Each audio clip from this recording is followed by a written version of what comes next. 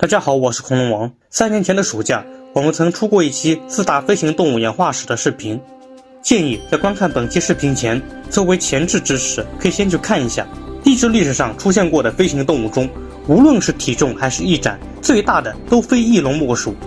翼展5米以上的翼龙比比皆是，甚至像无齿翼龙和几何翼龙这样7到9米的翼展，也说不上是最大，因为惯属于大型的神龙翼龙科。尤其是其中的风神翼龙和哈特兹哥翼龙，它们的翼展可达10到12米，体重达到了150到250千克。翼龙体型能长这么大的关键，除了翼膜密度低带来的减重效应外，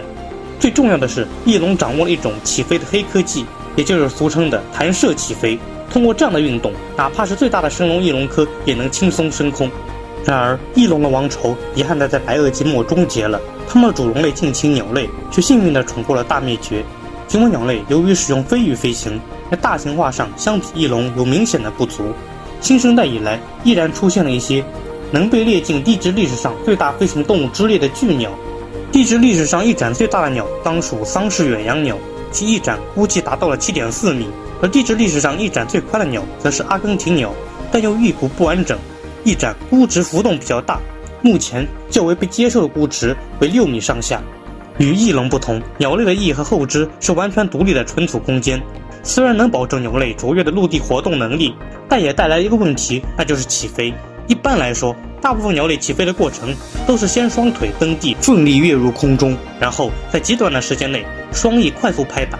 由于翼横截面积的原因，翅膀下面会产生大于上侧的压强，于是它们便能升空。然而，这对于大型鸟类来说十分难以做到。至于为什么，我们需要先复习一下鸟类的翼型。鸟类的翼型大致可以分为4种，且有与之对应的飞行方式。第一种是椭圆翼，双翼短圆宽阔，翼窄和大。由于翅膀相对身体短，振翅轻松，起飞容易，且能很快加速。但缺点是续航能力不足，只适合短距离飞行。有这类翼的鸟大多数是灵栖鸟类，比如各种雉鸡、灵栖猛禽、许多攀禽和灵栖雀形目，因为这类翅膀机动性很强，适合拥挤地形飞行。第二类是高速翼，这类翅膀形状尖而窄，与身体比例适中或较小，可以在持续振翅的情况下实现长时间飞行。有这类翼的多是开阔地带的中小型鸟类，如雨燕、大部分鸠鸽、恒鹬、燕鸥、蜂虎、素蚊，许多鹦鹉和雀鸟都是典型代表。有这类翅膀的鸟大多也容易起飞，且飞行灵巧敏捷。然而，部分有此类翼型的鸟主要是一些水鸟，比如浅鸭、天鹅、海雀、潜鸟、屁踢，翼载荷会过大，导致它们起飞需要长距离助跑，且即使掉落少量飞羽，也会让它们再也飞不起来。所以许多这些鸟类索性全部飞羽一次性更换。第3类翼为主动滑翔翼，局限于中大型海鸟中，如鸥、尖鸟、户、信天翁。这类翅膀形状很窄，齿桡骨部分高度延长，着生大量刺激飞羽，而掌腕部反而比例小。之所以称为主动滑翔翼，是因为它们主动创造滑翔条件，追随海上的风浪滑翔数小时而不拍打翅膀。这类鸟许多飞行不易，需要记住风浪和地形，因为狭窄延长翅膀不仅难以快速拍打，还无法产生足够的上升气流。与主动滑翔翼相对的是第4类翼型，便是被动滑翔翼。这类翼呈长方形，十分宽大，一般初级飞羽张开成翼指，目的是为了有效捕捉地面上的热气流。这类鸟的代表是叫鸭、鹳，大部分肉行性猛禽以及一些大型的鸭科。许多这些鸟起飞非常困难，又长又宽的翅膀振翅不易，需要借助地形，如直接从山头跳下才能起飞。但一旦起飞，它们几乎不用振翅也能一直在空中停留。2种滑翔翼需要足够的翼面来捕捉气流，因此不适合小型鸟类。此外，大型鸟类也不适合采取长时间振翅的飞行方式，因此大部分大型飞鸟均采用滑翔飞行。在4种翼型以外，还有许多鸟的翼型难以被简单归入任何一种，或是翼型和它们实际采用的飞行方式不符合。最常见的情形是许多长着宽阔长方形翅膀的鸟类会选择振翅飞行而非滑翔，比如鹤。如果认真听讲了，应该不难对应。齿翼鸟类翅膀是典型的主动滑翔翼，而阿根廷鸟则是典型的被动滑翔翼，所以它们都存在起飞的问题。事实上，关于这两类如此大的飞鸟是如何升入空中的问题，学界至今没有很好的理解。因为现存小得多的大型飞鸟起飞已然是一场硬仗。下面我们来欣赏一下现身的大型飞鸟。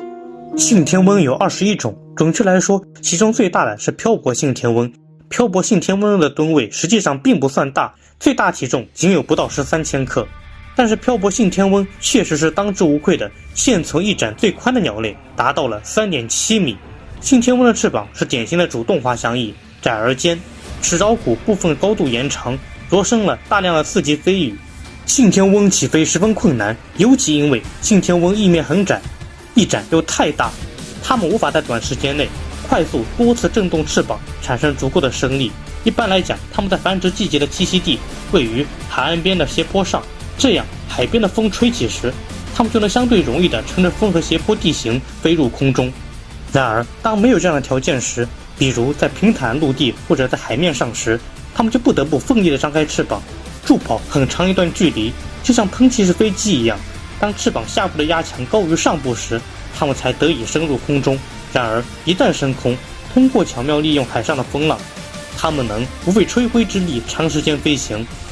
8种鹈鹕都是体型相当大的飞鸟，而其中最大的当属卷羽鹈鹕，体重最大达15千克，翼展最大曾有3.5米的记录。鹈鹕的翅膀大致属于被动滑翔翼，当它们在空中时倾向于使用热气流滑翔。尽管巨大沉重，但鹈鹕起飞却相对轻松。在水上时，只用张开翅膀震动，再向前跳3到5步即可升入空中。在陆地甚至可以直接起飞。现存的美洲鹫科和英科旧亚科都有不少吨位巨大的种类，如美洲鹫科的康多乌鹫，翼展3.3米，体重15千克；而旧大陆鹫中的喜山乌鹫和秃鹫，翼展也超过3米。所有的这些鸟都是典型的被动滑翔者，飞行高度依赖热气流。大部分这些鸟都会栖息在山崖峭壁上，这样它们在起飞时便可以直接跃下，让气流托起翅膀。但它们从平地起飞绝对是一件相当费力的事，因为它们不仅翅膀太长太宽，腿也短，跑起来不利索，也无法跳入半空中。非洲秃鹳是超大型的射禽，可靠翼展可达3.2米，但事实上它们最大体重一般只有9千克左右，这使得它们的翼载荷要小于其他许多大型飞鸟。鹳的翅膀是被动滑翔翼，非常擅长使用热气流滑翔，但由于体重较轻，长长的双腿能让它们轻松跃入空中，它们可以不费吹灰之力从地面起飞。很多人虽然知道信天翁是现存翼展最大的飞鸟，但却没有多少人说得上论体重。什么是现存最重的飞鸟？现存最重的飞鸟是一类被古人认为非常没有节操的鸟，它们曾被认为是鹤的近亲，如今则被发现和杜鹃是亲戚，这就是宝。具体来说是非洲的灰颈鹿宝和欧亚大陆的大宝，它们雄性最大体重可信的数据均达到了20千克左右。宝尽管是擅长奔走的地面鸟类，其飞行能力也较强，大宝甚至是会远距离迁飞的候鸟。宝的翅膀长而宽，形态类似借助热气流滑翔的被动滑翔翼，但飞行过程中双翼持续拍打，起飞前它们需要一小段助跑。无论是疣鼻天鹅、大天鹅还是黑嘴天鹅，都无疑是一群相当沉重笨拙的飞鸟，其中翼展最大的是黑嘴天鹅，有3.1米的记录，而最重的则是疣鼻天鹅，可信数据可达15千克。和大部分的雁鸭一样，天鹅的翼型为高速翼，这意味着它们的翼载荷非常大，再加上本身巨大沉重，天鹅起飞是出了名的困难，一般需要借助水面助跑很长一段距离才能升空。在空中，它们的双翼持续拍打，但机动性非常差，以至于有时会撞上障碍物。降落对于它们来说也是不小的挑战，就像民航客机降落后需要长距离滑行减速一样，天鹅降落也需要水面滑行，以减少冲击力。那么大家不禁好奇，既然高速翼、主动滑翔翼和被动滑翔翼中都有大型飞鸟，椭圆翼难道就没有吗？你别说，还真有。现存最重使用椭圆翼的鸟是野火鸡，极端体重可达17千克，已灭绝的哈斯特鹰的体重也可达15千克。作为灵气猛禽，它也是椭圆翼选手。那么为什么它们常常在最大的飞鸟盘点中被忽略呢？这当然是因为它们的翼展根本排不上号，但正是由于较短的翅膀，它们能有力的短时间快速振翅，所以起飞对它们来说并不是难事。野火鸡甚至能直接从地面起飞，所以整体来说，大型鸟类起飞困难的最大原因似乎并不是体重，而是翅膀过大，拍打困难。而为了保证持续能力，这又是必须的，因此它们起飞常常依赖助跑，或是自然条件如地形或风浪。这也是为什么学者推测迟翼鸟会在海边的悬崖上栖息，当刮风时，它们便能升入空中。阿根廷鸟的栖息地很可能也是高高的山头，这样晴朗的天气里，它们只需要直接跃下，热气流可以把它们托起。此外，腿越长的飞鸟起飞越容易，因为它们不仅可以跳得更高，在起飞前双翼也有更大的拍打空间。另一个有趣的话题是，既然有大型翼龙和大型飞鸟，为什么没有大型蝙蝠呢？的确，最大的蝙蝠棕毛利齿狐蝠一展不过 1.7 米，体重1.4千克。实际上这个问题的答案很简单，那就是蝙蝠的栖息习性。不像翼龙在地面可以像正常地面动物一样四肢行走，鸟类的双腿也很灵活。大部分蝙蝠不在飞行时都只能用双腿倒挂在树枝或岩壁上。想象一下，如果它们长得过大过重，就显然找不到合适的停靠点适应这样的栖息方式。